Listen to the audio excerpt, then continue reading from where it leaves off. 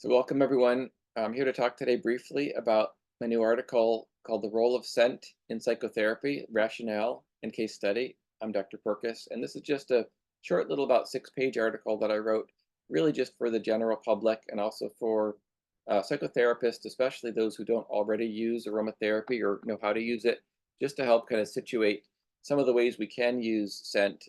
We have used scent in life, we can use it in therapy, and also give an example of the type of approach to aromatherapy with therapy that I do, which is called aroma freedom. So, first concept here is really just that scent and aroma have been used in traditional practices really for millennia, as long as there have been people, and just kind of a high-level overview of how it's used in different religious traditions. We find examples in Christianity, certainly in Buddhism, Hindu, Islam, indigenous cultures, and probably more as well. Really, I haven't found a religion that doesn't use scent in some way, which should tell us something. So we kind of want to take a look at what are the main ways that that scent is used in these ways. And the main ways, when you kind of research and kind of consolidate and break down the main themes of why is scent used and how is it used. Of course, for many years, uh, mostly scent has been in the form of incense. And something that you would burn. Years before they had electricity and diffusers, they had to find some way to get the scent into the space of the church or the temple or the mosque or the sitting room. And often it would be by burning incense, but also could be by placing flowers around. Of course, use of essential oils, in those contexts as well, or even fresh fruit. There's an aroma with that as well. Some cultures are use fruit for blessings. Here are the main ways that scent is used. Number one, possibly, I don't know if it's the most important or not, but purification of the space. This is both physical and energetic clearing. So purifying the air. Now, we as modern scientific people would say that there are germs in the air. There's bacteria, there's viruses. But for millennia, people didn't have these terms, germs, bacteria, viruses. They might say things like evil spirits. When people would get sick and there would be a plague, people would interpret that as, well, there are evil spirits that are, being passed from one person to another. Let's burn incense. And burning incense had this, who knows how it even started, but it has this quality of cleansing the space. And of course, modern science actually um, collaborates some of this. That there are essential oils, especially, but even other things, burning other herbs, can have a purifying antibacterial, antimicrobial effect. So there's physical clearing of space, which you want to do if there's large groups of people in there as well, but also energetic clearing. Um, and this is something that, you know, um, people have different beliefs about if energy exists and how it exists. Of course, Einstein showed that energy and matter actually are permutations of the same thing. But purifying energetically a space, some of you afterwards maybe can speak with me about your experiences with this. So we purify the space with an oil or with a scent. And then physical cleansing of oneself. So many spiritual traditions also speak about uh, physical purification, and there's an emphasis placed on cleanliness. Cleanliness is next to godliness. You've heard that phrase. And um, so why is that? Well, we could speculate why that's focused on. There can be a physical health component to it, and a lot of the religious dictums are really kind of just advice for good living, advice for healthy living, obviously. Um, but also, we can say energetically as well that cleansing your negative attitudes, your negative thoughts, and if you have any spiritual attachments, cleansing those away. Offering of respect in a temple situation, and in different religious and spiritual traditions. Burning incense is a way of offering respect to the deity, respect to God. There's this concept that a pleasant aroma is going to attract the divine presence, that just like a pleasant aroma in a flower is going to attract the bees, we could think of having a pleasant aroma around us will attract the divine to us. We want to come into connection with the divine. In a lot of these cultures, there's a symbolism, again, going back to the idea that people are mostly burning incense with smoke ascending up to heaven. There's this, sense that we're sending our prayers up to heaven. So there's this visual aspect of smoke going up. Now, of course, when we use essential oils, we don't really see that so much. Essential oils are more or less invisible. Of course, if we use a diffuser, you could see the steam coming up. But I just want to kind of uh, mention this to show that we are multisensory beings. We exist not just based on our visual or just on things we hear like words of prayers, nor just on the smells that we smell. So we're multisensory. So just kind of a tip for all of you, the more multisensory you can make whatever your healing work that you're engaged in, and meditation, the more engaging it will be. It's a meditation aid. So this just comes more from, let's say, Buddhism, where there's an emphasis on mindfulness meditation and focus and concentration. Some essential oils and scents have this focusing quality, this ability to focus our mind. And then on the flip side of it, a lot of essential oils and smells, scents can give us a peacefulness. And this is really to aid in receptivity. Have you ever heard that expression that prayer is talking to God and meditation is listening to God? And so there is that aspect of getting yourself into a receptive place so that you can hear those messages.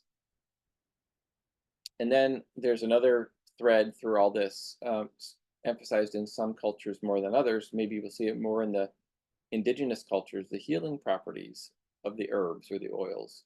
So whether it's, weaving cedar or sage or, something like that, that there actually could be a healing quality to the herbs that we're using. So we're engaging in physical healing as well as spiritual. So the article starts kind of talking about that. And the next aspect of the article goes to, well, let's look at more modern settings. So spas and relaxation settings. And here we see scent is used for four main areas. We talk about stress reduction, enhancing your sensory experience, emotional well-being, and mind-body connection. So stress reduction, this is what we mostly think of. Life is hard, and living out in the world there's always a certain aspect of stress to it. So we want to find these places where we can go to get a respite, and we can let go of that stress and recover. So the question is, well, how do you do that? If you just put someone in a room and it's just a bare room with four blank walls, some people might find that relaxing, but a lot of people won't. Their brain keeps running and going, and they need something to engage with on a sensory level to pull them out of all that stuff they're still thinking about. So the power of smell has that ability. And by pulling us away from our engagement in our mind, especially, it pulls us into an engagement with our senses, with our here and now present experience. So that's kind of a thread you see from all these different aspects. You're reducing stress by letting go of the thoughts about the past and the future and coming into the moment. Enhancing a sensory experience. Remember, I mentioned a minute ago that the more of all of our senses that we can engage with, the more fully we will feel present, and the less we will be caught up in worries about past and future. Emotional well-being, of course, when we can relax and when we can calm down and find peace, then we can tap into the emotions that we need to feel. And the mind-body connection, as I said, we want something that gets us out of our mind.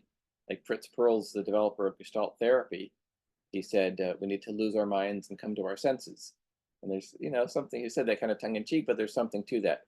Sensory here and now experience helps us to kind of ground ourselves. Some examples of how these are going to be used in spas and relaxation settings. These are things like, of course, diffusing essential oils. Those most of the people on the call know about that. Massaging with essential oils, aromatic steam rooms. Again, this goes back thousands of years. The Greeks and Romans would have flower petals in their steam rooms, and for these obvious reasons, people use scented candles. Some spas will create a custom blend. An aromatherapist who knows how to engage with someone and can ask the right questions and find out what they really need. Maybe connect with what's their personality type, What's the problem that they need help with? Is it help with sleep? And they need help with motivation or pain control, can create a custom blend. And a lot of classical aromatherapy kind of falls along that side, like make blending specific oils to match what a person needs. Guided meditation, sometimes you'll find that. And again, the sense of smell will help when you're on a guided meditation. Why is that? It's because it will calm you. It'll get you out of everything else you've been thinking, so you can focus on the visual. And of course, some essential oils and herbals will help induce deep breathing, things like eucalyptus and rosemary, that sort of thing.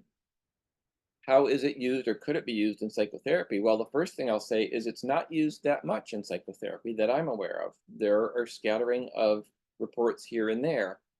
And some therapists that I've spoken with, they'll like to have a candle or fresh flowers or an essential oil diffusing in the background. But not many therapists are using it yet. So I wanted to just go over a few of the ways that it could be used, and then I'm going to kind of zoom in on the way that I use it as well. So emotional regulation, this is the idea that a lot of people who come to therapy, part of their problem is they have a hard time regulating their emotions. So they'll be overcome with sadness, or they'll be overcome with anxiety or grief or that sort of thing. And when they feel overcome, and when they feel that they can't regulate, they're too low, they're too high, the therapist might teach them emotional regulation skills. So this could be diaphragmatic breathing. This could be self-hypnosis. This could be, learning how to take a break every so often, that sort of thing. And what we do with one of the ways you can use scent in this is to help a person, either giving them some type of an oil or a sachet or a flower remedy or something that they can use to regulate their emotion, either in the session or at home. Memory and trauma processing, well, this is our specialty at Aroma Freedom. Excuse me, this is what I do. And this is based on the idea that the sense of smell has this very immediate connection with memory. Hold on one second. So we all know how smelling fresh baked bread can bring us back to our grandmother's house, or smelling turpentine can bring us back to our grandfather's garage, or whatever it is, and it's instant and it's powerful. So we use the sense of smell to actually stimulate memory, and then, more important than that, to reconsolidate and process memories. But that's a very specific way of using scent, and not many people are doing it. But I'm going to share with you an example of how we do that. You can also use it for psychotherapy, just to enhance the therapeutic environment, as I said, by diffusing some oil or having fresh flowers, having pleasant smells. Well, what does that create? That creates an inviting atmosphere.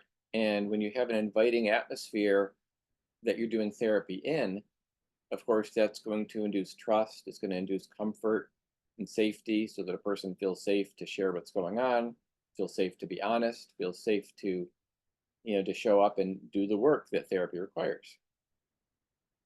And then also giving a more engaged sensory stimulation. So as I mentioned, when you can stimulate the senses visually, like with a pretty picture, or with beautiful couch cushions or rugs, sometimes ambient music, sound waves, ocean waves, and certainly the sense of smell is another way that we can just engage the senses, as I mentioned, by bringing a person out of their head and into more of a full mind, body, mental and sensory engagement.